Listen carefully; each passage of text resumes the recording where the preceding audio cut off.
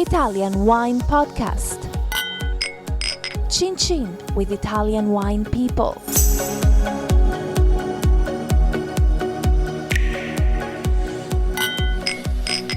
This podcast is brought to you by Native Grape Odyssey. Native Grape Odyssey is an educational project financed by the European Union to promote European wine in Canada, Japan, and Russia. Enjoy. It's from Europe.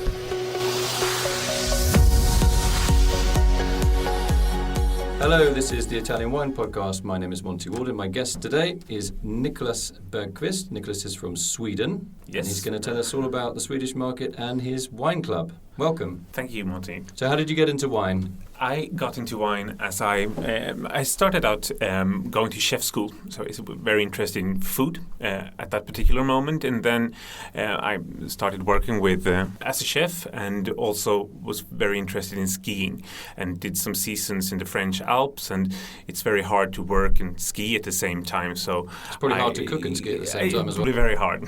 So I spent quite a lot of time skiing instead of working, and felt that I really needed to do something that was in accordance to what I worked with.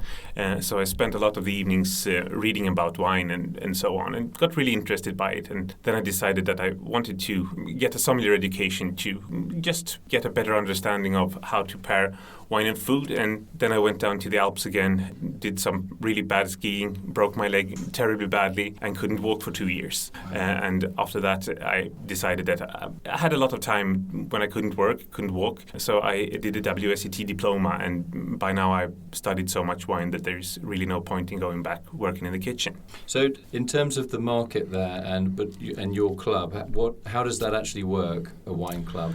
It's a monopoly system in Sweden, Yes, right? exactly. So we're a wine collectors club. We don't sell any wine at all. It's like a big cellar that was originally, it started out in 1986. And the whole idea about it was to give people that live in apartments in central Stockholm the possibility of storing wine under perfect conditions. So what my boss did was that he bought a big cellar and got like a cooling and humid controlling system so that we get roughly the same temperature and humidity that you have in a natural wine cellar. And by now we have like 900 different compartments, different sizes from 60 to 400 bottles that each member has one, or in some cases many different compartments. For someone might need one for Barolo and one for Barbaresco and one for Brunello and so on. Is there any wine educational aspect to what that is? Obviously, a storage thing is pretty kind of sedate. It's bottles lying horizontally and exactly, not really moving around. That was also one of the main ideas, was to get people to interact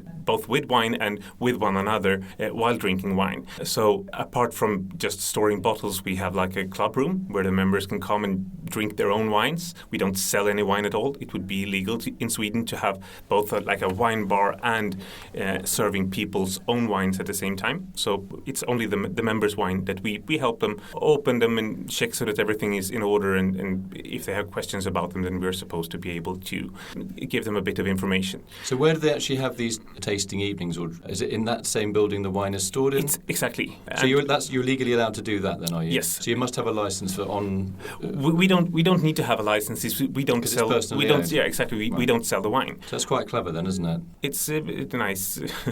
Have people copied your idea? We have in Sweden at the moment. I think we are 2 or 3 companies that work kind of in the same way. In other parts of the world, of course, there would be a lot of very different possibilities of making it with the same kind of setup, but also actually selling the wine.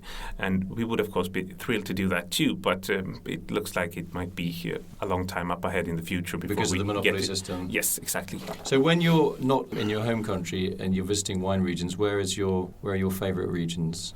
I would say that apart from working in this club, I am also a wine educator, work in a school for sommeliers, and my main responsibility there is Italy. So that's definitely where I have spent most of my trips in the last few years.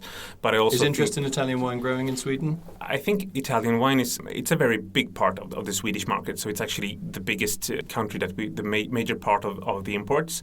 But on the other hand, a lot of that consumption is very, very cheap bag-and-box wines from the southern parts of Italy. But I would say that at the moment, in the higher end of the market, Italy is very, very interesting too. And I think that especially Barolo and Barbaresco, associated Nebbiolo styles of wine, they are definitely something that's becoming of a big interest to people that are perhaps not even the most wine-interested persons. It's beginning to get big on a much broader basis. I mean, does that, obviously those wines are some of the most expensive in Italy, does that reflect the Swedish economy has been quite strong for quite a long time? Yeah, and I think we see that too, that there is a much bigger interest in higher-end kinds of wines. And for a long time, it was really, really hard to sell wines in Sweden that were like above 10 euros, something like that. It was a very small part of the market.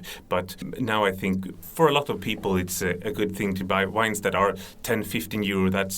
It's more of an everyday style of wine, and people tend to buy more expensive and more specific styles of wine in the high end of it. What do you think the next trend in Italian wine in Sweden will be? Would it be less expensive wines, Lambrusco, or will it be Aglianico or something like that? Or I think it's very dependent on which end of the market you are in. I think it's many of the restaurants are very, very into natural wines. The monopoly is definitely going there too. So it's from a couple of years ago, you definitely didn't find anything that was a natural style of wine in the monopoly. Nowadays they have quite a lot of it, but I think that's a part of the market is very interested in that. Other parts of the market are very interested in other styles of wine, and I would say that I think there is quite a big interest for the classic wines, like Brunello, for example, is something that's definitely you see a lot of again, and especially the more traditionally focused ones. And I think a lot of people now are interested in classical styles of wine, and especially from wineries that have quite a long history and a track record of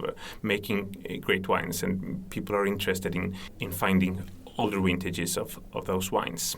Okay, just want to say thanks to my guest today, Niklas Bergqvist from Sweden, giving us an insight into what lies beneath the city of Stockholm, all those bottles sleeping and possibly not always sleeping once they're open. Nice to meet you. Nice to meet you too. This podcast has been brought to you by Native Grape Odyssey, discovering the true essence of high-quality wine from Europe. Find out more on nativegrapeodyssey.eu. Enjoy. It's from Europe. Follow Italian Wine Podcast on Facebook and Instagram.